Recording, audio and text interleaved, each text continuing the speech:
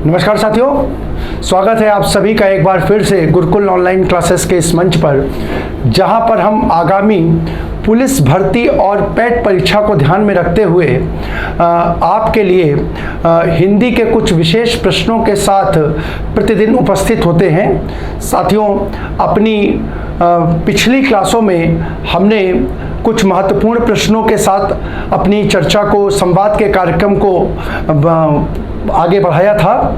उसी क्रम में हम आज और कुछ नवीन प्रश्नों तथा कुछ पुराने प्रश्नों के साथ ही आपके सामने उपस्थित हुए हैं। तो आशा करता हूं कि आज के जो प्रश्न है वो परीक्षा के दृष्टिकोण से आप सभी के लिए बहुत लाभदायक होंगे। तो आइए साथियों, बिना समय को गवाए हम और आप मिल करके संवाद के इस कार्यक्रम को पुनः प्रारंभ करते हैं और देखते हैं अपनी आज की चर्चा का पहला प्रश्न। तो साथियों, आज की हमारी चर्चा प्रारंभ हो गई है और इसका पहला प्रश्न जो है हमारा वो देखिए, कह रहा है निम्नलिखित प्रश्न में से 4 विकल्पों में से उस विकल्प का चयन करें जो निर्देशानुसार काल परिवर्तन वाला सही विकल्प है। यानी यहाँ पर वाक्य को अगर देखें तो वाक्य है बच्चों ने खेल खेला, ये वाक्य है। और निर्देश क्या कह रहा है? निर्देश कह रहा है कि इसको भविष्य काल में बदलना है, यानी इसका भविष्य काल का वाक्य क्या होगा। तो जरा ध्यान से देखिए, पहला विकल्प है बच्चे खेल खेल चुके, ठीक है।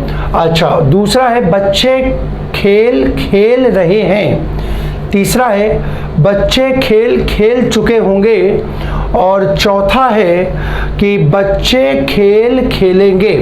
तो जरा ध्यान से रखें, भविष्य काल की चर्चा हो रही है साथियों। तो भविष्य काल की पहचान क्या होती है? तो भविष्य काल के वाक्यों के अंत में क्या एगा, मैंने आपको बता रखा है, एगा, एगी और एंगे शब्दों का प्रयोग होता है। एगा, एगी और एंगे शब्दों का प्रयोग होता है, यानी सहायक क्रिया के रूप में क्रिया के साथ इसका प्रयोग अगर कहीं पर दिखेगा तो वहां पर क्या होगा? वहां पर भविष्य काल का वाक्य हो जाएगा। और साथियों, अगर यहां पर देखेंगे तो ये पद आपको कहां पे मिलेगा? ये पद आपको ऑप्शन डी में मिलेगा। देखिए, यहां पर खेलेंगे को तोड़ेंगे तो ये शब्द खेल प्लस एंगे में टूटेगा, खेल प्लस एंगे में टूटेगा। तो यहाँ पर ये एंगे पद का प्रयोग होने के कारण ये काल किसका हो जाएगा? भविष्य काल का हो जाएगा। इस प्रश्न का आंसर होगा 4th, ठीक है। अगला प्रश्न देखते हैं। अगला प्रश्न है हमारा, निम्नलिखित प्रश्न में 4 विकल्प दिए गए हैं जिनमें से उस विकल्प का चयन करें जो दिए गए शब्द का सही स्त्रीलिंग है। यानी आपसे ये लिंग का क्वेश्चन पूछ रहा है कि आपके सामने एक शब्द है, शब्द यहाँ पर नहीं दिया, ठीक है। निम्नलिखित प्रश्न के 4 विकल्प दिए गए हैं। प्रश्न कहाँ है भाई? यहाँ पे प्रश्न ही गायब है। उनमें से उस विकल्प का चयन करें। तो विकल्प देख लीजिए, जाहिर सी बात है, यहाँ पे मैं लिख देता हूँ। यहाँ पर विकल्प है राजपूतानी, राजपूताई, राजपूतारिन, राजपूती। तो यहाँ पर प्रश्न क्या होगा? जाहिर सी बात है, आपसे अगर हम पूछे कि इसका मूल पद क्या होगा तो मूल पद राजपूत होगा। क्या होगा? राजपूत होगा। अब यहाँ पर ये शब्द का पूछ रहा है, राजपूत शब्द का पूछ रहा है कि स्त्रीलिंग क्या होगा, ठीक है। तो यहाँ पर देखिए साथियों, हमने आपको बताया था कि लिंग परिवर्तन, यानी लिंग परिवर्तन क्या? किसी शब्द को पुल्लिंग से स्त्रीलिंग में परिवर्तित करने के लिए क्या करते हैं? तो पुल्लिंग पद में हम क्या करते हैं? प्रत्यय को जोड़ते हैं। क्या करते हैं? पुल्लिंग पद में प्रत्यय को जोड़ते हैं। और प्रत्यय को जोड़ने से पद हमारा किसका बन जाता है? स्त्रीलिंग का पद बन जाता है। अब यहां पर साथियों देखो, आप लोग कहोगे सर जी इन सभी पदों में प्रत्यय जुड़ा हुआ है, तो यहां पर कौन सा पद लें? तो साथियों देखिए, राजपूत शब्द में हम बहुधा क्या करते हैं? उच्चारण की दृष्टि से भी अगर देख लें तो सामान्यतः उच्चारित होने वाला शब्द कौन सा है? राजपूतानी, राजपूताई, राजपूतारिन की राजपूती। तो यहां पर देखिए, यहां पर सामान्य रूप से जो उच्चारित होने वाला पद है वो राजपूतानी है, ठीक है। तो यहां पर राजपूत का स्त्रीलिंग क्या हो जाएगा? राजपूतानी, ऑप्शन फर्स्ट हो जाएगा, ठीक है। अगला क्वेश्चन है, निम्नलिखित प्रश्न में 4 विकल्प दिए गए हैं, उनमें से उस विकल्प का चयन करें जो दिए गए शब्द का सही। पुनः एक बार लिंग का क्वेश्चन है, स्त्रीलिंग पद आपको देखना है। पद हमारा कौन सा है बेटा? पद यहाँ दिया हुआ है तपस्वी। और साथियों अगर याद हो तो अपनी अंतिम कक्षा में मैंने आपको बताया था कि क्या होता है कि किसी पुल्लिंग पद में क्या इनी प्रत्यय का प्रयोग करने से वो पद किसमें? स्त्रीलिंग में परिवर्तित हो जाता है। किसमें? स्त्रीलिंग में परिवर्तित हो जाता है। अब यहाँ पर अगर देखो तो यहाँ पर विकल्प क्या दिए? तपस्विनी, तपस्विनी, तपस्वीन और तपस्वी। तो यहाँ पर देखो सुनने में ही 2 पद तो अलग हो गए। अब यहाँ पर ये तपस्विनी, अब देखो गलत यहाँ पर भी है। अब यहाँ पर क्या है? वर्तनी की अशुद्धि। अब पद बनेगा क्या? जरा ध्यान से देखो, यहाँ पर ये मूल पद है तपस्वी। अब इसमें अगर इन्हीं प्रत्यय को जोड़ोगे तो यहाँ पर ये जो दीर्घ है वो किसमें? लघु में परिवर्तित होकर के इस पद क्या बना देगी? ये बना देगी तपस्विनी। क्या बना देगी? तपस्विनी। यानी सही आंसर आपका क्या हो जाएगा? सही आंसर हो जाएगा ऑप्शन फर्स्ट। अगले प्रश्न को देखते हैं। अगला प्रश्न हमारा क्या है? नीचे दिए गए शब्द का सही बहुवचन रूप वाला विकल्प पहचानना है। अब यहाँ पर क्या है? आपको यहाँ पर वचन परिवर्तन करना है। क्या करना है? वचन परिवर्तन करना है। पद क्या है? पद है बेटा यहाँ पर तलवार। पद क्या है? तलवार। तलवार जो है वो किसका पद है साथियों? तलवार जो है एक वचन का पद है। किसका है? एक वचन का पद है। और एक वचन का पद है यहाँ पे, तो इसका बहुवचन आप लोग देखो, यहाँ पर दिक्कत आप लोगों को नहीं होगी, ठीक है। अगर होगी भी तो कुछ लोगों को दिक्कत 2 विकल्पों में होगी। हम देख लेते हैं विकल्प क्या है। विकल्प पहला है तलवारें, दूसरा तलवारों, तीसरा तलवार और चौथा तलवारें। अब देखो साथियों, ज्यादातर यहाँ पर ये तलवार का तलवार तो होगा नहीं, क्योंकि इसका बहुवचन संभव होता है। अब यहाँ पे क्या है बेटा? यहाँ पर तलवारें हैं, तलवारों हैं और तलवारें। अब यहाँ पर 3 विकल्प है आपके सामने। अब देखो मैं अगर आपको बताऊं कि यहाँ पर ये दोनों ही इसके बहुवचन हो सकते हैं, तो कैसे हो सकते हैं जरा वो देखना, ठीक है। अब यहाँ पर देखो, पहली बात तो ये ध्यान रख लो कि अगर क्या होता है किसी पद का समापन, ये पॉइंट लिख लो बेटा, बहुत मददगार होगा, बहुत मददगार होगा। किसी पद का अंत या किसी शब्द का अंत किससे हो? शब्द का अंत आ से हो, यानी वो शब्द कैसा हो? वो शब्द कैसा हो? अकारांत हो। कैसा हो? अकारांत हो। शब्द कैसा हो? अकारांत हो, ठीक है। अकारांत का मतलब उस शब्द का समापन आ से हो। तो हमेशा ध्यान रखना, उसका एक वचन से बहुवचन बनाने के लिए, या दूसरे शब्दों में कहें अकारांत हो तो बहुवचन बनाने हेतु क्या करते हैं? बनाने हेतु हम उसमें क्या करते हैं? आ को साथियों किसमें? ए में परिवर्तित कर देते हैं। ये ध्यान रखना, ए में परिवर्तित करते हैं। ए के मतलब यहाँ पे क्या होगा? ए के साथ यहाँ पर अनुस्वार का प्रयोग होगा। अनुस्वार का प्रयोग होगा। आज जरा यहाँ पर विकल्प देखो तो यहाँ पर है तलवारें, यहाँ अनुस्वार नहीं है, यहाँ अनुस्वार नहीं है, और यहाँ है तलवारें। यानी यहाँ पर अगर देख पा रहे हो तो यहाँ पर ये अनुस्वार लगी हुई है, यह अनुस्वार लगी हुई है। अब यहाँ पर ये शब्द देखो, इस शब्द को देखो तो बेटा ये शब्द है कैसा? वास्तव में देखो तो ये शब्द को अगर देखोगे तो यहाँ पर क्या है? ये शब्द किस प्रकार से लिखा है? राग के साथ समापन इसका किससे हो रहा है? आ से हो रहा है। किससे हो रहा है? आ से। यानी ये शब्द कैसा हो गया? अकारांत हो गया। कैसा हो गया? अकारांत। इसका मतलब क्या हुआ? इस शब्द के अंत में क्या आया?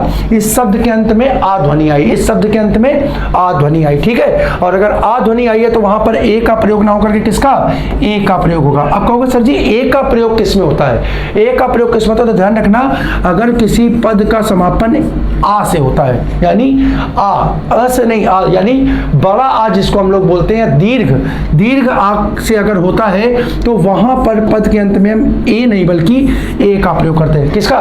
ए का प्रयोग करते हैं। जैसे हम एग्जांपल लिख दें आपके सामने, हम यहाँ पे लिख दें लड़का। अब देखो लड़का, तो यहाँ पर ये पद किससे समाप्त हुआ? बड़े आ से समाप्त हुआ, तो इसका जो बहुवचन बनेगा ना वो क्या बनेगा?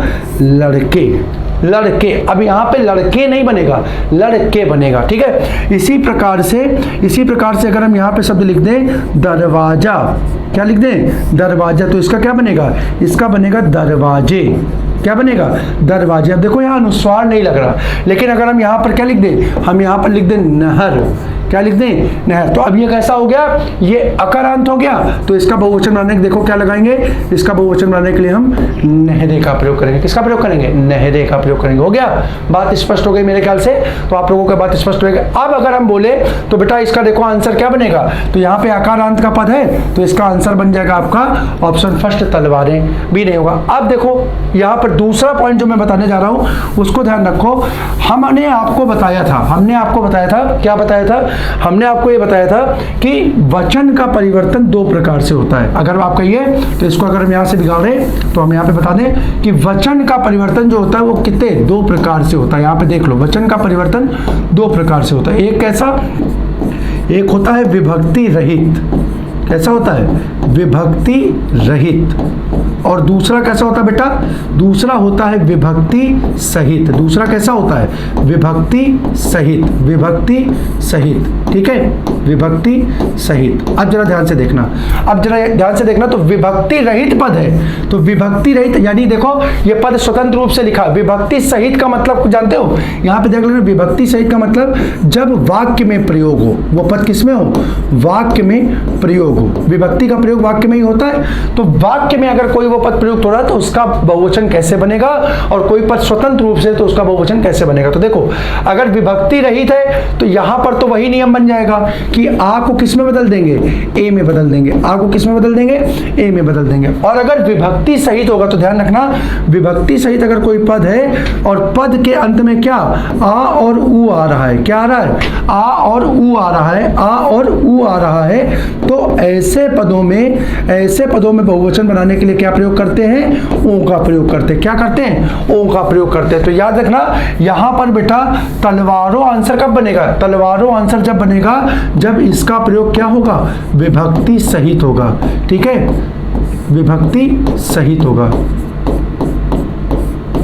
ठीक है। जैसे हम बोले कि तलवार से हमला हुआ, तलवार से हमला हुआ, आपका इसको बहुवचन में बदलो तो इसको कभी भी देखना तलवारें से नहीं लिखेंगे, तलवारें से नहीं लिखेंगे, क्या लिखेंगे, तलवारों से हमला हुआ। किससे हुआ, तलवारों से हमला हुआ। तो अब देखो तलवारों बना, अब ये क्या हुआ, जरा शब्द देखो, यहां पर हमने लिखा तलवार से हमला हुआ, तलवार से। अब यहां पर देखो इससे क्या है, से बेटा विभक्ति है कि नहीं है, बोलो, से विभक्ति है। अब से अगर विभक्ति है तो यहां पर तलवारें नहीं होगा, ये पद क्या हो जाएगा, तलवारों हो जाएगा। क्या होगा, तलवारों हो जाएगा। तो इस प्रकार से ध्यान रखना, विभक्ति सहित अगर हुआ ना तो इसका बहुवचन क्या बनेगा, तलवारों बनेगा, और ये क्या होगा, विभक्ति रहित पद के लिए। किसके लिए, विभक्ति रहित पद के लिए। इसको थोड़ा याद कर लीजिएगा, कई बार पेपरों में कंफ्यूज हो जाता है, ठीक है, पेपरों में कंफ्यूजन हो जाता है। तो तलवारें होगा विभक्ति रहित और तलवारों होगा विभक्ति सहित। अगला प्रश्न देखिए, अगला प्रश्न की अगर हम चर्चा करें तो हर्ष व दीर्घ इनमें से किसके प्रकार है, स्वर, व्यंजन, वर्णमाला, संयुक्त व्यंजन। तो आप सभी जानते हैं स्वरों को दो प्रकार से जब हम देखते हैं स्वरों का वर्गीकरण, तो उसको हम हर्ष और दीर्घ में बांटते हैं। तो ये वर्गीकरण किसका हो जाएगा, ऑप्शन फर्स्ट स्वरों का हो जाएगा, है ना। आप लोग देखते हैं कि यहाँ पर हम लोग देखते हैं ना स्वर कितने प्रकार थे, तो बोलते हैं हर्ष स्वर है, हर्ष के बाद दीर्घ स्वर है, और दीर्घ के साथ एक और कौन सा होता है, एक हम लोग प्लुत ध्वनि को भी बोलते हैं। क्या बोलते हैं, प्लुत। अच्छा, इसका प्रयोग प्रायः किसमें होता है, इसका प्रयोग प्रायः संस्कृत की ध्वनियों में होता है, ज्यादातर संस्कृत की ध्वनियों में होता है। तो इस प्रकार से यहाँ पर हिंदी में हम स्वरों को दो प्रकार से देख लेते हैं, हर्ष व दीर्घ। हर्ष की चर्चा करें तो इनकी संख्या कितनी होती है, 4 होती है, और दीर्घ की संख्या कितनी होती है, 7 होती है। ये हम आपको कई बार कक्षाओं में इसको बता चुके हैं, तो ये आपका एक प्रकार से रिवीजन भी हो गया। अगला प्रश्न देखो, इनमें से कौन सा ऊष्म व्यंजन है, ऑप्शन ए या, दूसरा पा, तीसरा शा और चौथा डा। तो साथियों बहुत आसान सा क्वेश्चन है, आंसर इसका हो जाएगा ऑप्शन थर्ड, शा, यानी ऊष्म व्यंजन कौन सा हो जाएगा, शा। अब अगर बोले ऊष्म व्यंजन कौन से होते हैं, तो साथियों आपको मालूम है ऊष्म व्यंजन की संख्या कितनी होती है, 4 होती है, जो कि कौन कौन सा होता है, शा, शा, सा और हा। ये 4 आपके ऊष्म व्यंजन कहलाते हैं। इसी को हम किसके नाम से जानते हैं, इन्हीं ऊष्म को हम संघर्षी के नाम से भी जानते हैं। किसके नाम से जानते हैं, संघर्षी के नाम से भी जानते हैं। तो ये हो गया आपका ऊष्म या संघर्षी। चलो आगे देखते हैं। अगला क्वेश्चन है, दी गई जोड़ियों में कौन सी जोड़ी सही संज्ञा व उससे बनने वाले विशेषण शब्द की है? विशेषण शब्द की है, यानी संज्ञा से बनने वाला विशेषण, संज्ञा से बनने वाला विशेषण, यानी संज्ञा और विशेषण की जोड़ी किस विकल्प में सही है? जरा विकल्प देखते हैं। ए पक्ष और पाक्षिक, बी प्रेम और प्यार, सी सुख और दुख, और डी स्वर्ण और सोना। ठीक है, तो जरा ध्यान से देखो मेरे भाई, यहाँ पर अब इस प्रश्न को करने का पहले तो क्या करिए, पहले तो हम चलो आपको आंसर ही बता दें, फिर उसका लॉजिक बताते हैं। तो इस प्रश्न का आंसर हो जाएगा ऑप्शन फर्स्ट, पक्ष का पाक्षिक। अब क्यों होगा जरा ये देखो, तो यहाँ पर देखो बेटा, सुख और दुख ये दोनों तो एक दूसरे के विपरीत हो गए, बात ही हट गई। ठीक है, स्वर्ण और सोना ये दोनों एक दूसरे का पर्यायवाची हो गए, बात ही हट गई। ठीक है, प्रेम और प्यार ये भी एक दूसरे के पर्यायवाची हो गए, बात ही हट गई। चलो ये तो कह दो कि सर जी ये तो ठीक है पर्यायवाची विलोम है, लेकिन ये विशेषण और विशेष की पहचान कैसे करें, कैसे पता लगाएं कि यहाँ पे विशेषण और विशेष की जोड़ी है? विशेष सही मतलब विशेष का मतलब क्या हो गया, यहाँ पे विशेष हम बार बार बोल रहे हैं, तो विशेष का अर्थ मतलब संज्ञा से ले लेना, विशेष का मतलब किससे, संज्ञा से ले लेना। तो संज्ञा और विशेषण की जोड़ी के रूप में किसका प्रयोग हुआ है? तो जरा ध्यान से रखो, एक पॉइंट यहाँ पर लिख लो। एक पॉइंट क्या होता है बेटा कि अगर किसी संज्ञा पद में हम क्या प्रत्यय का प्रयोग कर देते हैं, प्रत्यय का प्रयोग कर देते हैं, तो वो पद किसका हो जाता है? विशेषण का हो जाता है। किसका हो जाता है? विशेषण का हो जाता है। अब जरा हमें बताओ, यहाँ प्रेम अगर ये कोई पद मूल है, तो क्या यहाँ पर इस प्यार पद में कहीं प्रेम पद दिखाई दे रहा है? नहीं दे रहा ना, ये तो दोनों शब्द ही अलग है। हाँ, दोनों की मीनिंग एक ही है, इसी कारण से पर्यायवाची है, लेकिन क्या ये जो प्यार शब्द है इस प्रेम से बना है? नहीं बना है। इसी प्रकार से देखो, क्या ये दुख शब्द सुख शब्द से बना है? नहीं बना है। इसी प्रकार क्या ये सोना जो है वो स्वर्ण से बना है? नहीं बना है। ठीक है, नहीं बना है। अब जरा ध्यान से देखो, इस पक्ष को देखोगे तो पक्ष से पाक्षिक बना है, कह सकते हैं। कैसे? जरा ध्यान से देखो, ये मूल पद हुआ पक्ष, ठीक है, मूल पद हुआ पक्ष, और यहां पर हमने क्या पक्ष में प्रत्यय जोड़ दिया इक। क्या जोड़ दिया? इक जोड़ दिया। और हमने आपको बता रहा है इक प्रत्यय जोड़ने पर क्या होता है, एक पहचान और लिख लो बेटा। इक प्रत्यय की हमने आपको पूर्व में बता रखी है, जो नए बच्चे हैं उनके लिए बता दे रहा हूं, पुराने बच्चों को मेरे मालूम है कि इक प्रत्यय का अगर हम प्रयोग करते हैं, इक प्रत्यय का प्रयोग करते हैं, तो वहां पर मूल पद में जो लघु होता है वो किसमें? दीर्घ में बदल जाता है। लघु किसमें बदल जाता है? अब इसका मतलब क्या हुआ, देखो जरा, यहां पर मूल पद क्या है? मूल पद है पक्ष। अब इस पक्ष में ये पा कैसा है? पा को अगर देखोगे तो बेटा पा का मतलब है पा के साथ आ, पा के साथ क्या है? आ। और ये आ कैसा है? ये आ है जो बेटा वो कैसा है? लघु है। यही मैं कह रहा हूं कि यहां पर मूल पद में जो लघु है, लघु का मतलब स्वर है, वो लघु किसमें? दीर्घ में बदल जाएगी। लघु किसमें? दीर्घ में, यानी ये आ जो है वो किसमें? ये आ जो है आ में बदल जाएगा, और एक प्रत्यय जब बोलेगा तो ये शब्द क्या बना देगा? ये शब्द बना देगा पाक्षिक। क्या बना देगा? पाक्षिक। अब जरा देखो, तो यहां पर ये पक्ष क्या है? पक्ष जो है वो संज्ञा का पद है। कैसा होता है? संज्ञा का पद है। जरा ध्यान से देखो, अगर हम प्रयोग की दृष्टि से देखें, प्रयोग की दृष्टि से देखें तो आपको बहुत आसानी से बता सकते हैं। जरा देखो, हमने यहां पर लिख दिया कृष्ण पक्ष। हमने क्या लिख दिया? कृष्ण पक्ष। तो जरा यहां पर देखो, यहां पर इसका मतलब क्या हुआ कि ये पक्ष की विशेषता है कि ये कैसा है? कृष्ण है। तो यानी ये पद कृष्ण क्या कर रहा है? ये कृष्ण पद क्या कर रहा है? विशेषता बता रहा है। ये कृष्ण पक्ष क्या कर रहा है? विशेषता बता रहा है। और विशेषता बताने वाला पद क्या कहलाता है? वो साथियों कहलाता है विशेषण। क्या कहलाता है? विशेषण। अच्छा, ये कृष्ण पक्ष विशेषता बता, यानी ये कृष्ण जो पद है ये विशेषता बता किसकी रहा है? ये बता रहा है पक्ष की। विशेषता बता किसकी रहा है? पक्ष की। तो जिसकी विशेषता बताई जाए वो पद क्या होता है बेटा? विशेष। क्या होता है? विशेष। और मैंने यहाँ लिखा विशेष को क्या कहते हैं? संज्ञा कहते हैं। कहते कि नहीं कहते हैं? संज्ञा कहते हैं। तो जाहिर सी बात है, देखो यहाँ पर इसी प्रकार से अगर यहाँ पर ये पक्ष का पद हम देख लें, पक्ष का पद देख लें, तो पक्ष का पद किसका हो गया? पक्ष का पद हो गया संज्ञा का। पक्ष का पद किसका हो गया? देखो यहाँ से मैंने दिखा दिया, पक्ष का पद हो गया संज्ञा का। और इस संज्ञा पद में हमने क्या जोड़ा? इस संज्ञा पद में हमने प्रत्यय जोड़ दिया, तो पद किसका बन जाएगा? विशेषण का, यानी ये पाक्षिक नासिक का पद किसका हो गया? विशेषण का हो गया। तो हमारे प्रश्न का आंसर क्या हो गया? फर्स्ट हो गया। मेरे ख्याल से अब इस प्रश्न से आप लोग अवगत हो गए होंगे। ऐसा कोई प्रश्न पेपर में आएगा तो अब आप लोगों के लिए वो कठिन नहीं होना चाहिए। ठीक है, अगले प्रश्न को देखिए। अगला प्रश्न हमारा क्या कह रहा है? अगला प्रश्न कह रहा है सर्वनाम वाले वाक्यों में लिंग का पता किससे चलता है? साथियों, मैंने आप लोगों को कई बार बताया है कि लिंग के निर्धारण में सबसे महत्वपूर्ण भूमिका किसकी होती है? लिंग के निर्धारण में सबसे महत्वपूर्ण भूमिका होती है क्रिया की। किसकी होती है? क्रिया। क्रिया का लिंग और वचन संबंधित संज्ञा अथवा सर्वनाम पद के लिंग और वचन के रूप में कार्य करता है। यानी क्रिया, जिस क्रिया के पद में जो लिंग होगा वही उससे संबंधित पद का लिंग भी कहलाएगा। तो यहां पर सर्वनाम के निर्धारण में किसकी महत्वपूर्ण भूमिका होगी? तो आंसर फर्स्ट हो जाएगा बेटा, किसकी?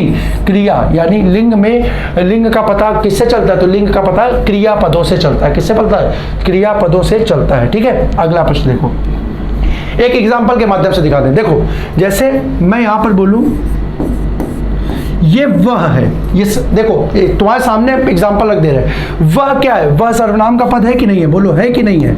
अब यहां पर ये वह पुल्लिंग है कि स्त्रीलिंग है, ये आप नहीं बता सकते हो। नहीं बता सकते हो। बताओगे कैसे? जब इसके साथ क्रिया का प्रयोग होगा। देखो, अगर मैं यहां पर लिख दूं वह खाता है, वह खाता है, तो यहां पर ये देखो खाना क्या हो गया? खाना क्रिया हो गई ना। खाना क्या हो गया? क्रिया हो गई। और अगर ये क्रिया देखो तो यहां पर ये क्रिया किसकी है? ता है। ता है तो ये क्रिया किसकी है? पुल्लिंग की है। तो जाहिर सी बात है यहां पर ये वह का पद कैसा हो गया? पुल्लिंग का हो गया। कैसा हो गया? पुल्लिंग का हो गया। ठीक है, और अगर इसी की जगह मैं यहां पर लिख दूं वह खाती है, क्या लिख दूं? वह खाती है। अब देखो पद वही है, पद वही है, वह है ना, पद में चेंज नहीं है, पद दोनों में वह आ रहा है। लेकिन अब यहां पर ये देखो ये क्रिया कैसी हो गई? क्रिया हो गई बेटा स्त्रीलिंग की। तो यहां पर ये संबंधित पद भी अब किसका हो जाएगा? स्त्रीलिंग का। यानी ये देखो सर्वनाम दोनों जगह, पद दोनों जगह सर्वनाम एक ही है, लेकिन एक जगह ये किसके रूप में कार्य कर रहा है? पुल्लिंग के रूप में कार्य कर रहा है, एक जगह किसके रूप में कार्य कर रहा है? स्त्रीलिंग के रूप में कार्य कर रहा है। और उसका निर्धारण किसके द्वारा हो रहा है? बेटा उसका निर्धारण हो रहा है इसके द्वारा प्रयुक्त क्रिया के द्वारा हो रहा है। किसके द्वारा हो रहा है? क्रिया के द्वारा हो रहा है। तो इस प्रश्न का आंसर हो गया ऑप्शन फर्स्ट। अगला प्रश्न देखो, जायसी द्वारा रचित प्रसिद्ध रचना कौन सी है? मलिक मोहम्मद जायसी की प्रमुख, हर कोई जानता है साथियों, रिपीटेड क्वेश्चन है। मैं 5, 7, 8, 10 क्लास पहले इस क्वेश्चन को अपने सिलेबस में शामिल कर चुका हूं। देखो, अगर हम यहां पर देखें तो यहां पर अगर बात करो तो ऑप्शन है पद्मावत, बी रसविलास, सी विज्ञान गीता और डी श्रृंगार लहरी। तो साथियों इसका आंसर हो जाएगा जायसी द्वारा चर्चित रचना जो है वो है ऑप्शन फर्स्ट पद्मावत। मलिक मोहम्मद जायसी की चर्चित रचना है पद्मावत, जिसकी रचना मैंने साथियों आपको पूर्व में बताया था। इसकी रचना किस भाषा में हुई है? तो हमारे छात्र जो हमारे साथ जुड़े हुए हैं वो हमें ऑप्शन में या कमेंट बॉक्स में इसका आंसर करके बताएं कि इसकी रचना किस भाषा में हुई है, किस भाषा में हुई है। अगर हम चर्चा करें तो रस विलास, ठीक है, रस विलास किसकी रचना है? तो बेटा लिख लो, रस विलास जो है वो कवि देव की रचना है। किसकी है? आचार्य देव या कवि देव की रचना है। विज्ञान गीता बहुत चर्चित पुस्तक है साथियों, ध्यान रखना। विज्ञान गीता किसकी रचना है? केशव दास की। किसकी? केशव दास की रचना है। ठीक है, और श्रृंगार लहरी जो है ये जगन्नाथ दास रत्नाकर जी की रचना है। जगन्नाथ दास रत्नाकर जी की रचना है। ये आप लोगों ने याद कर लेना है, ये आप लोगों को याद कर लेना है। हो सकता है परीक्षा में आप में से इसमें से कोई पूछ दे, तो ये तीनों भी मैंने लिख दिए। ठीक है, अगले प्रश्न को देखो। अगला प्रश्न क्या है? भारत दुर्दशा किस प्रसिद्ध लेखक द्वारा रचित उपन्यास है? पहली बात तो ये याद कर लो कि भारत दुर्दशा जो है वो कैसी कृति है, वो कैसी कृति है? तो ध्यान रखना भारत दुर्दशा उपन्यास है। अब ये किसकी रचना है? तो बेटा देखो, ए वृंदावन लाल वर्मा, बी देवकी नंदन खत्री, सी अयोध्या सिंह उपाध्याय हरिऔध या डी भारतेंदु हरिश्चंद्र। तो हम लोग बेटा अपने सिलेबस में भी पढ़े हैं, संभवतः 11th में हम लोगों ने पढ़ा था भारतेंदु हरिश्चंद्र के बारे में। तो भारत दुर्दशा जो है वो किसकी? भारतेंदु हरिश्चंद्र की रचना है। इस प्रश्न का आंसर हो जाएगा ऑप्शन डी। अगला प्रश्न जो है हमारा, अगला प्रश्न क्या कह रहा है? नीचे दी गई रचनाएं किस कवि की हैं? अब ये रचना क्या है? देखो, चिदंबरा, उत्तरा, कला और बूढ़ा चांद पल्लव, ये बहुत चर्चित और ये सारी रचनाएं आपके लिए महत्वपूर्ण है। सारी रचनाएं आपके लिए महत्वपूर्ण है। ये पेपर में सिंगल रचना के रूप में भी आपसे पूछी जा सकती हैं। ऑप्शन सुमित्रा नंदन पंत, पंत, बी अज्ञेय, सी केदारनाथ सिंह और डी सुभद्रा कुमारी चौहान। तो साथियों ध्यान रखिएगा, यहाँ पर ये उपर्युक्त जो सारी रचनाएं हैं वो सुमित्रा नंदन पंत जी की हैं। ऑप्शन हो जाएगा इसका फर्स्ट है सुमित्रा नंदन पंत। अब यहाँ पर सुमित्रा नंदन पंत के बारे में एक दो पॉइंट जो है वो मैं आपके सामने यहाँ पे शेयर कर देता हूँ, आप लोगों को बता देता हूँ जो पेपर के लिए इंपॉर्टेंट है। तो देखिए, सुमित्रा नंदन पंत जी को हिंदी में जो उपमा दी गई है वो प्रकृति का सुकुमार कवि कहा गया है। ये लिख लो, पूछा जा सकता है, प्रकृति का सुकुमार कवि कहा गया है। ठीक है, प्रकृति का सुकुमार कवि। अगर आपसे पूछा जाए कि प्रकृति का सुकुमार कवि किसे कहा गया है, प्रकृति का सुकुमार कवि किसे कहा गया है, तो वो है सुमित्रा नंदन पंत जी। दूसरा, छायावाद के स्तंभ के रूप में इन्हें जाना जाता है। छायावाद, छायावाद का स्तंभ, छायावाद का स्तंभ।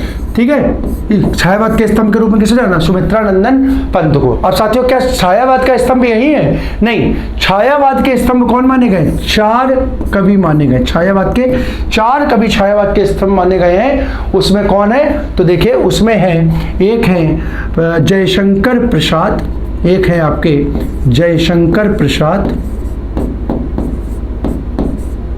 जयशंकर प्रसाद, दूसरे हैं सुमित्रा नंदन पंत,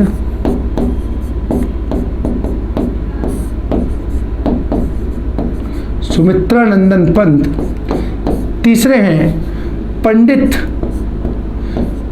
सूर्यकांत त्रिपाठी, सूर्यकांत त्रिपाठी, जिनको कि हम लोग किस नाम से जानते हैं? इनका जो नाम है निराला जी। ठीक है, निराला के नाम से जानते हैं, पंडित सूर्यकांत त्रिपाठी निराला।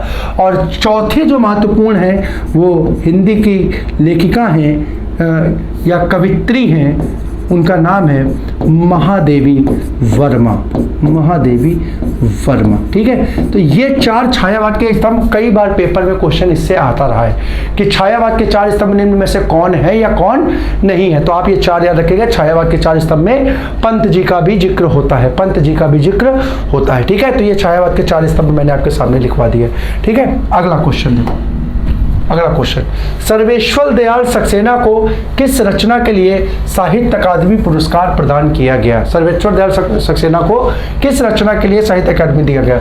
ऑप्शन ए खूंटियों पर टंगे लोग, बी जंगल का दर्द, सी क्या कह कर पुकारूं और डी गर्म हवाएं। तो यहाँ पर देखिए साथियों, इसका जो आंसर होगा वो होगा ऑप्शन फर्स्ट, खूंटियों पर टंगे लोग, खूंटियों पर टंगे लोग। अपने अगले प्रश्न को देखते हैं। अगला प्रश्न है हमारा, अगला, अब हमारा यहाँ से पैसेज चालू हो गया है, तो पैसेज की चर्चा हम लोग यहाँ पर कर ले।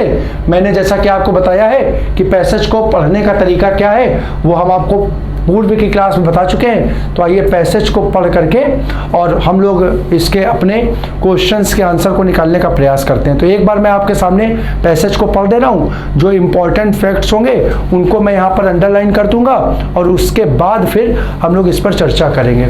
ठीक है, देखते हैं। तो यहाँ पर दिया गया है, इस गद्यांश को ध्यान पूर्वक पढ़ें। ठीक है, और अपने उत्तर का चयन करें। तो उसको छोड़ देते हैं, हम लोग यहाँ से देखते हैं। लगभग 5 शताब्दी पूर्व पुर्तगाली इतिहासकार डोमिंगो पेस ने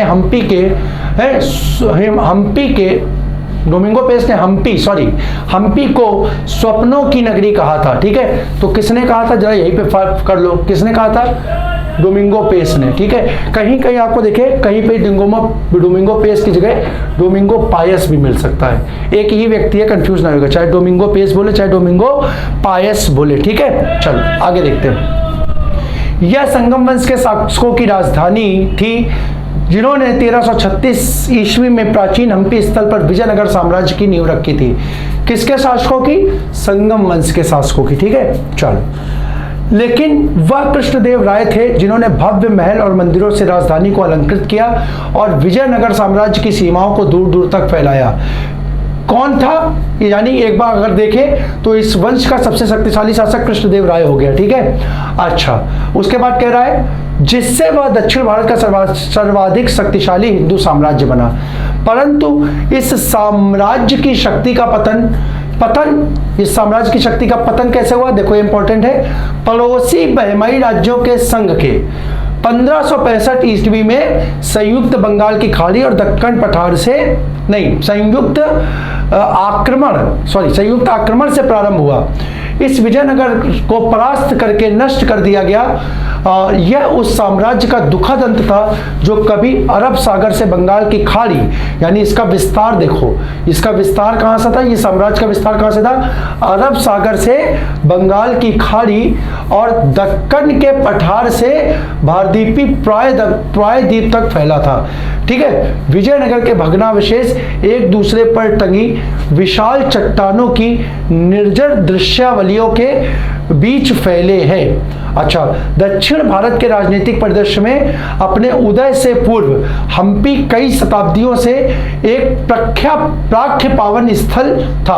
अच्छा, यानी अपने मतलब जब ये अस्तित्व में आया, यानी विजयनगर साम्राज्य से पहले भी हम इसका उल्लेख अपनी कहानियों में देखते हैं। ठीक है, और इसका जो उल्लेख है वो कैसे, एक पावन स्थल यानी पवित्र, यानी एक प्रकार से कहें तो धार्मिक स्थल के रूप में कहीं ना कहीं ये प्रसिद्ध रहा होगा, पावन स्थल था। कैसे, रामायण, अब देखो रामायण आ गई ना, तो रामायण देखो, रामायण के सारे पात्र रामायण में क्या है, पूजनीय है, धार्मिक है, हम उनकी पूजा करते हैं। ठीक है, तो देखो रामायण में जैसा वर्णित है, यह बाली शासित क्षेत्र किष्किंधा का भाग है। यानी देखो यहाँ पे आ गया, यानी कि ये जो विजयनगर है ना, देखो यहाँ पे विजयनगर, ये पूर्व में क्या था, ये विजयनगर पूर्व में क्या था, किष्किंधा था। पूर्व में क्या था, किष्किंधा था। पूर्व में क्या था, और किष्किंधा का राजा आप सभी जानते हो, किष्किंधा का राजा कौन था, बाली था। किष्किंधा का राजा कौन था, बाली था। चलो अब देखते हैं। ठीक है, भाग था, इस स्थान में बाली, सुग्रीव, हनुमान, राम, सीता, लक्ष्मण से जुड़ी अनेक घटनाएं घटी हैं। तुंगभद्रा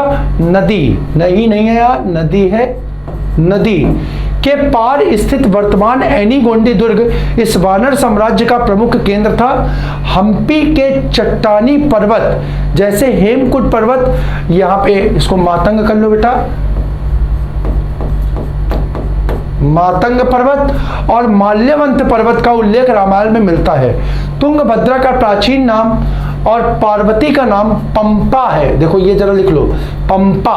ठीक है, ये पंपा क्या है, पंपा पार्वती का एक पर्यायवाची है, एक बढ़िया शब्द तुम्हें मिल गया। ठीक है, तुंगभद्रा का प्राचीन नाम और पार्वती का नाम पंपा है। ठीक है, जिसने विरूपाक्ष रूपी शिव से, यहां पर देखो बेटा एक बहुत बढ़िया शब्द मिल गया, विरूपाक्ष किसका पर्यायवाची हो गया, शिव का हो गया। किसका हो गया, विरूपाक्ष रूपी शिव से विवाह किया। इसी नाम पर इस नगरी का नाम पड़ा। किसका, विजयनगर का। किसका, विजयनगर का नाम किसके नाम पे पड़ा, विरूपाक्ष के नाम पे पड़ा। किसके नाम पे पड़ा, विरूपाक्ष के नाम पे पड़ा। तो ये आपका पैसेज हो गया। आप देखते हैं यहाँ पर क्या क्या मिल सकता है। जरा इस पैसेज को हमने पढ़ लिया, अब जरा ध्यान से देखते हैं। किष्किंधा का भाग किसके शासन का हिस्सा था, देखो सीधे सीधे मिल गया। किष्किंधा का भाग किसके शासन का हिस्सा था, तो यही लिखा हुआ है, बाली। देखो यहाँ पर कह दिया ऑप्शन फर्स्ट। देखो यहाँ पे पहला बलि दिया, दूसरा बाली दिया, तो ध्यान रखना इन दोनों में अंतर है। जरा देखो यहाँ पर ये शब्द क्या दिया हुआ है, बाली दिया और बलि नहीं होगा, तो आंसर इसका क्या होगा, आंसर सेकंड हो जाएगा, बाली। ठीक है, अगला क्वेश्चन देखो, किसने हम्पी को स्वप्नों की नगरी कहा था। जरा यहाँ पे देखो, तो हमने क्या बताया, ये देखो पहली लाइन देखो, पुर्तगाली इतिहासकार डोमिंगो पेस ने स्वप्नों की नगरी कहा, स्वप्नों की नगरी कहा। अब विकल्प देखो जरा, तो एक बार याद दिया हुआ है ब्रिटिश इतिहासकार डोमिंगो पेस और दूसरा पुर्तगाली इतिहासकार डोमिंगो पेस। तो देखो कितना बढ़िया है, सिर्फ डोमिंगो पेस नहीं याद रखना, डोमिंगो पेस का संबंध किससे था, यानी वो पुर्तगाल का था। तो आंसर इसका हो जाएगा option second, B, option second. अगला क्वेश्चन देखो, अगला क्वेश्चन है आपका, हम्पी साम्राज्य की शक्ति का पतन कैसे हुआ। ऑप्शन देखो, आपसी मनमुटाव से, आपसी झगड़े से और संयुक्त आक्रमण से, और डी आपसी फूट से। तो जरा ध्यान से देखो, तो यहाँ पर हम्पी साम्राज्य के पतन का कारण क्या था, तो यहां पर देखो हम लोगों ने एक पॉइंट देखा था, बहमनी शासकों का संयुक्त आक्रमण, बहमनी शासकों का, यहां पे कहीं देखो होगा साम्राज्य, ये देखो इस साम्राज्य की शक्ति का पतन पड़ोसी बहमनी राज्यों के संघ का मतलब क्या होता है, संघ का मतलब होता है संयुक्त, संघ का मतलब क्या होता है, संयुक्त। ठीक है, संयुक्त आक्रमण, बहमनी शासकों का संयुक्त आक्रमण यानी संघ। यहाँ पर इसका आंसर क्या बन जाएगा, इसका आंसर बन जाएगा ऑप्शन थर्ड, ऑप्शन थर्ड। अगला प्रश्न देखो, अगला प्रश्न क्या कह रहा है बेटा, अगला प्रश्न कह रहा है विजयनगर के भग्नावशेष कैसी दृश्यावली के बीच फैले हुए हैं। ऑप्शन ए जनशून्य, बी भीड़ भाड़, सी सघन और डी हरियाली। तो देखो जरा ध्यान से देखो, यहां पर आपने देखा, ये देखो विजयनगर के भग्नावशेष एक दूसरे पर टंगी विशाल चट्टानों की निर्जन दृश्यावली के बीच फैले हैं। निर्जन दृश्यावली के बीच फैले। अब अगर यहां पर देखो तो यहां पर बेटा देखो, निर्जन का मतलब क्या हुआ? निर्जन शब्द क्या हुआ? निधन जन से बना, जहां कोई भी निवास ना करता हो, कोई भी निवास ना करने वाला स्थल क्या कहलाएगा? निर्जन। कोई हम क्या बोल सकते हैं? जन शून्य बोल सकते हैं। जहां पर कोई भी ना रहता, वो जन शून्य स्थान कहलाएगा। तो इस प्रश्न का आंसर हो जाएगा ऑप्शन फर्स्ट। Option first. अगला प्रश्न देखो बेटा, अगला प्रश्न विरूपाक्ष का समानार्थी शब्द पहचानना है। तो देखो विरूपाक्ष का समानार्थी पद क्या हो गया? यहां पर शिव दिया था, लेकिन यहां शिव तो दिया नहीं है। अब ऑप्शन देखते हैं। तो विलक्षण नेत्रों वाला, बी निर्जन, सी गुस्सैल स्वभाव वाला, और डी शक्तिशाली। तो अगर बेटा शब्द को तोड़ोगे ना तो देखो ये शब्द टूट जाएगा विरूप धन अक्ष में। किसमें टूटेगा? विरूप धन अक्ष में। और यहां पर देख लो बेटा, अक्ष जो होता है वो किसका? अक्ष जो होता है आंख का पर्यायवाची होता है, और आंख यहाँ कहाँ मिल रहा है? नेत्र में मिल रहा है। नेत्र में मिल रहा है, यानी इसका आंसर क्या हो जाएगा? ऑप्शन फर्स्ट हो जाएगा। क्या हो जाएगा? Option first. और ये पर्यायवाची वास्तव में होगा किसका? शिव का। देखो शिव को विरूपाक्ष कहा क्यों गया? देखो सामान्यता व्यक्ति की कितनी आंखें होती है? कोई देव भी देख लो तो उसकी कितनी आंखें होती है? 2 आंखें होती है, ठीक है। लेकिन एकमात्र ऐसे देव शिव है जिनकी 2 नहीं बल्कि इनकी कितनी? 3 आंखें, जिस कारण इन्हें क्या बोलते हैं? त्रिनेत्र भी बोलते हैं। क्या बोलते हैं? त्रिनेत्र भी बोलते हैं। यानी इनके जो नेत्र हैं वो कैसे हैं? सामान्य ना होकर के विलक्षण है, जिस कारण इनको बोलते हैं विलक्षण नेत्रों वाला। इसी कारण इनका नाम क्या पड़ा? विरूपाक्ष पड़ा। क्या पड़ा? विरूपाक्ष। अगला देखो, अगला क्वेश्चन है, निम्नलिखित प्रश्न में से 4 विकल्पों में से उस सही विकल्प का चयन करें जो रेखांकित शब्द के सही अव्यय के भेद हों। रेखांकित पद बेटा यहाँ कहाँ है? रेखांकित पद तो यहाँ दिखाई नहीं दे रहा है। अब अगर रेखांकित पद की बात करें तो यहाँ पर अव्यय की बात करें तो देखो यहाँ पर अव्यय बेटा एक ही है, ये के रूप में अव्यय है, ठीक है। के रूप में अव्यय, तो इसी को रेखांकित होंगे। जरा देख लेते हैं। दरवाजे के बाहर कोई खड़ा है। दरवाजे के बाहर कोई खड़ा है। अब जरा भी ऑप्शन देखो, ए समुच्चय बोधक अव्यय, बी विस्मयादि बोधक अव्यय, सी संबंध बोधक अव्यय, और डी निपात। तो जरा ध्यान से देखो बेटा, अव्यय क्या होते हैं? अव्यय मतलब अव्यय कितने होते हैं? अव्यय होते हैं मुख्य रूप से अव्यय के अंतर्गत क्या बोलते? अव्यय के अंतर्गत आते हैं 4 क्रिया विशेषण, संबंधवाचक, फिर समुच्चय बोधक, और फिर क्या आता है? विस्मयादि बोधक। फिर क्या आता है? विस्मयादि बोधक। ठीक है, पक्का। जरा देखो, ये हो गया आपके 4 अव्यय हो गए। अब अगर अव्यय की हम चर्चा कर लें तो यहाँ पर देखो, अब यहाँ पर क्या है? यहाँ पर के है, और जरा देखो के क्या, आपको अगर याद होगा तो आपको मालूम होगा का की के ये चिन्ह किसका होता है बेटा? चिन्ह होता है संबंध कारक का या संबंधवाचक का। किसका होता है? संबंध। यानी जो संज्ञा अथवा सर्वनाम पदों के साथ संबंध को प्रदर्शित करता है, संबंध को निरूपित करता है, वो अव्यय क्या कहलाता है? संबंधवाचक अव्यय कहलाता है। और यहाँ पर ये के जो है वो किससे? दरवाजे से संबंध को दिखा रहा है। किससे? संबंध को प्रदर्शित कर रहा है। तो यहाँ पर के पे कौन सा अव्यय हो जाएगा? ऑप्शन सी संबंध बोधक अव्यय हो जाएगा। ठीक है, अगला प्रश्न देखो। अगला प्रश्न क्या है? निम्नलिखित प्रश्न में से 4 विकल्पों में से उस सही विकल्प का चयन करें जो अशुद्ध वाक्य के शुद्ध रूप का सबसे अच्छा विकल्प है। तो यहाँ पर वाक्य अशुद्ध लिखा है, मैंने गांव जाना है। अब पूछ रहा है इसका सही क्या होगा? ऑप्शन देखो, मैं गांव जाना है, बी मुझे गांव जाना है, सी मेरे को गांव जाना है, और डी मेरे को गांव जाना है। तो सामान्यतः लोग बोल तो देते हैं, लेकिन अगर व्याकरण की दृष्टि से देखो तो हम लोग अधिकांश क्या प्रयोग करते हैं कि मुझे गांव जाना है। कई लोग बोलते भी होंगे मेरे को जाना है, लेकिन नहीं बेटा, व्याकरण की दृष्टि से वाक्य अशुद्ध है। व्याकरण की दृष्टि से इसका शुद्ध पद क्या हो जाएगा? ऑप्शन बी मुझे गांव जाना है, इसका सही पद हो जाएगा। अगला प्रश्न देखते हैं। अगला प्रश्न बेटा हमारा, छंद में प्रयुक्त अक्षर को क्या कहा जाता है? छंद में प्रयुक्त अक्षर को किस नाम से जाना जाता है? ऑप्शन ए व्यंजन, बी चरण, सी मात्रा, और डी वर्ण। तो अरे छंद की बात ही छोड़ दो, हम तो सामान्य रूप से कहते हैं, जब वर्णमाला भी पढ़ी थी तो वर्णमाला में हमने क्या बोला था? वर्ण को क्या बोलते थे? वर्ण को हम किसके नाम से जानते थे? अक्षर के नाम से जानते थे। अक्षर का मतलब क्या होता है? जिसका कभी क्षरण ना हो, जिसका कभी क्षरण ना हो। क्षरण का मतलब क्या होता है? क्षरण का मतलब होता है टूटना। जिसका कभी क्षरण ना हो वो क्या कहलाता है? वो क्या कहलाता है? वो कहलाता है अक्षर कहलाता है। क्या कहलाता है? अक्षर कहलाता है। तो ये आंसर इसका क्या हो गया? ऑप्शन डी हो गया वर्ण। ऑप्शन डी हो गया वर्ण। अगला क्वेश्चन देखिए। अगला क्वेश्चन है, रसों का राजा किस रस को माना जाता है? रसों का राजा किस रस को माना जाता है? ऑप्शन ए करुण रस, बी श्रृंगार रस, सी वीर रस और डी हास्य रस। तो साथियों ध्यान रखिए, कई बार परीक्षा में क्वेश्चन पूछा गया है रसों का राजा, या इसी को कहीं कहीं पूछता है रसराज की उपमा। किसे? रसराज की उपमा किसे दी गई है? तो आंसर हो जाएगा ऑप्शन बी श्रृंगार रस। श्रृंगार रस। अगर आपसे कभी पूछे कि श्रृंगार रस को रसों का राजा किसने कहा है, एक क्वेश्चन देखो, एक स्टेप आगे जाके बढ़ा रहे हैं। हमारे जो ऑफलाइन बैच के छात्र हैं, जो हमसे क्लासों में पढ़े हैं, जो हमारे वीडियो भी पढ़े होंगे, वो इस प्रश्न के आंसर को बहुत अच्छे से बता पाएंगे। और वो अगर मुझसे इस प्रश्न चर्चा से जुड़े हुए हैं तो बेटा कमेंट के माध्यम से अपने आंसर को बता करके इस चीज़ की पुष्टि करें कि मैंने इस चीज़ को जो आप लोगों को पढ़ाई है वो आप लोगों को याद है अथवा नहीं है। तो हम आपसे पूछ रहे हैं कि श्रृंगार रस को रसों का राजा किसने कहा है? तो उसका आंसर बेटा होगा, उसका आंसर होगा मतिराम। किसने कहा है? मतिराम ने श्रृंगार रस को रसों का राजा कहा है। क्या कहा है? रसों का राजा। रसों का राजा किसको कहा है? रसों का राजा किसको कहा है? श्रृंगार रस को। या दूसरे शब्दों में देखो, मतिराम ने रसराज की उपमा किसे दी है? रसराज की उपमा किसे दी है? श्रृंगार रस को दी। किसको दी है? श्रृंगार रस को दी है। और साथियों जरा ध्यान रखना, श्रृंगार रस जो है इसके दो भेद होते हैं। श्रृंगार रस के क्या भेद होते हैं? इसके दो भेद होते हैं। एक क्या होता है? एक होता है संयोग श्रृंगार। एक क्या होता है? संयोग श्रृंगार। और दूसरा क्या कहलाता है? दूसरा मेरे भाई कहलाता है वियोग श्रृंगार। दूसरा क्या कहलाता है? वियोग श्रृंगार। कहलाता है कि नहीं कहलाता? बोलो हाँ, कहलाता है। कहलाता है वियोग श्रृंगार। अब जरा यहां से देखो, संयोग श्रृंगार को मतिराम ने क्या कहा है? अब यहां पे एक क्वेश्चन देखो बढ़िया बनता है। रसों का राजा तो कोई दिक्कत नहीं, रसों का राजा तो श्रृंगार रस हो ही जाएगा। रसों का राजा श्रृंगार रस हो जाएगा।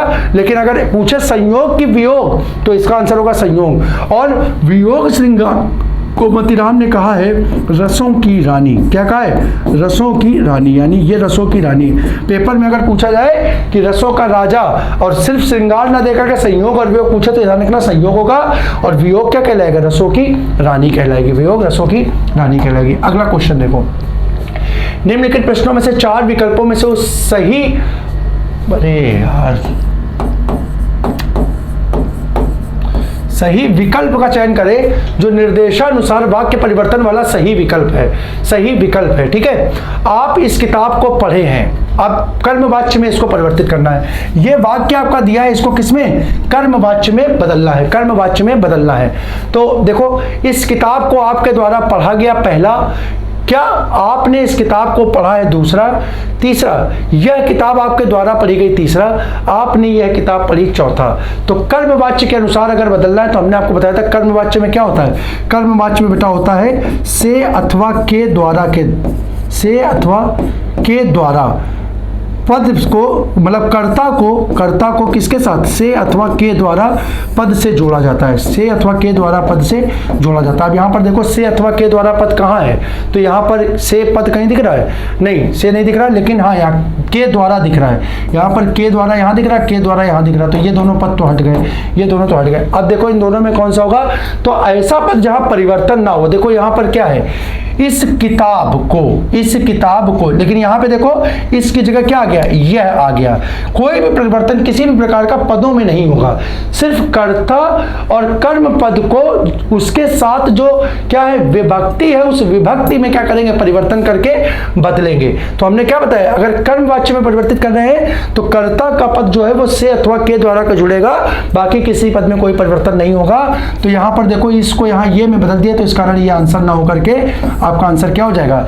इस किताब को आपके द्वारा पढ़ा गया। इस किताब को आपके द्वारा पढ़ा गया है, ठीक है, पढ़ा गया है, यानी ये आपका सही आंसर हो गया ऑप्शन फर्स्ट। अगला क्वेश्चन देखो, अगला क्वेश्चन है किसी के द्वारा कहे गए वचन को ज्यों का त्यों जैसा कहा गया है वैसे ही लिखने के लिए किस चिन्ह का प्रयोग किया जाता है। ये क्वेश्चन अभी 2-3 क्लासों पूर्व मैं आपको करा चुका हूं। इसका विकल्प देखो, ए योजक, बी उद्धरण, सी अल्प विराम और डी अर्धविराम। तो आंसर इसका बेटा उद्धरण चिन्ह। और उद्धरण चिन्ह को हम किस प्रकार से, इस प्रकार से निरूपित करते हैं। इस प्रकार से ये आपका क्या होता है, किसी भी कही गई बात को उसी रूप में जैसा उसने कहा उस रूप में प्रस्तुत करने के लिए हम इस चिन्ह के द्वारा उस कथन को लिखते हैं। तो इस चिन्ह को हम उद्धरण चिन्ह के नाम से जानते हैं। अगला क्वेश्चन क्या है बेटा, निम्नलिखित प्रश्न में से 4 विकल्पों में से दिए गए शब्द के सही समास वाला विकल्प आपने बताना है। सही समास वाला विकल्प आपने बताना है ऑप्शन चंद्रशेखर।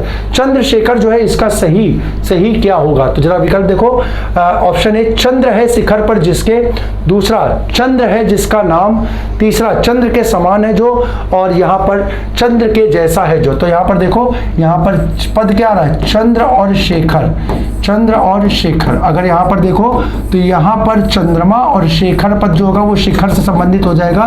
तो यहां पे इसका आंसर बनेगा चंद्र है शिखर पर जिसके, आंसर फर्स्ट। चंद्र है शिखर पर जिसके, इसका आंसर हो जाएगा फर्स्ट। अगला प्रश्न क्या है, निम्नलिखित प्रश्न में से 4 विकल्प दिए गए हैं जिनमें से उस विकल्प का चयन करो जो शब्द वाक्य का सबसे अच्छा विकल्प है। अब यहां पर वाक्य क्या है, जिसका उत्साह नष्ट हो गया हो, जिसका उत्साह नष्ट हो गया हो उसके लिए एक शब्द क्या होगा। ऑप्शन ए उत्साही, बी उद्यमी, सी हतोत्साहित और डी जिज्ञासु।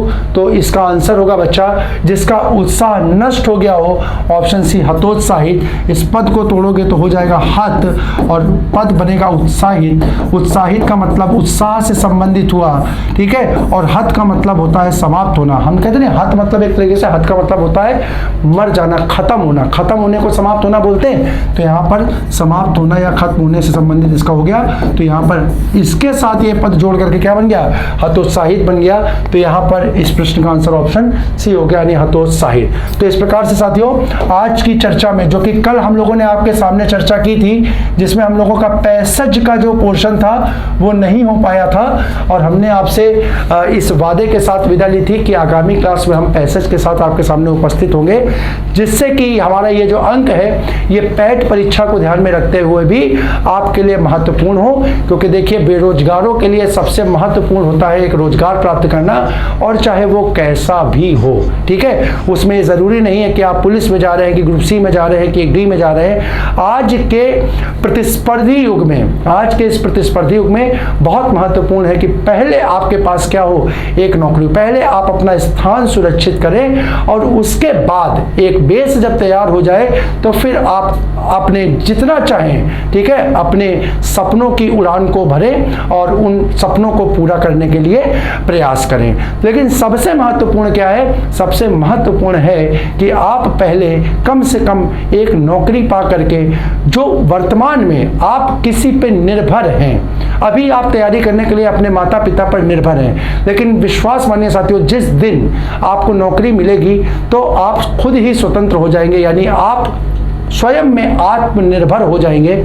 और आत्मनिर्भर होंगे तो विश्वास मानिए आपका दिमाग भी जो है, आपका मस्तिष्क भी जो है वो सोचेगा अलग तरीके से, ठीक है, अलग तरीके से सोचेगा। स्वतंत्र होंगे तो दिमाग भी अच्छे प्रकार से कार्य करेगा।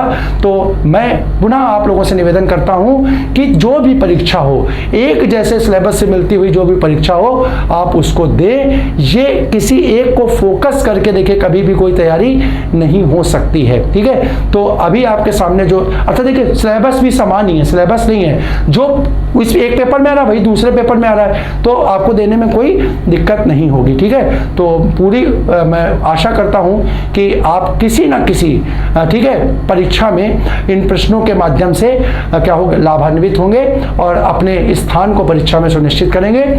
इस कथन के साथ मैं अपनी आज की चर्चा को यहाँ पर विराम देता हूँ। मेरे सभी छात्रों को, साथियों को जय हिंद।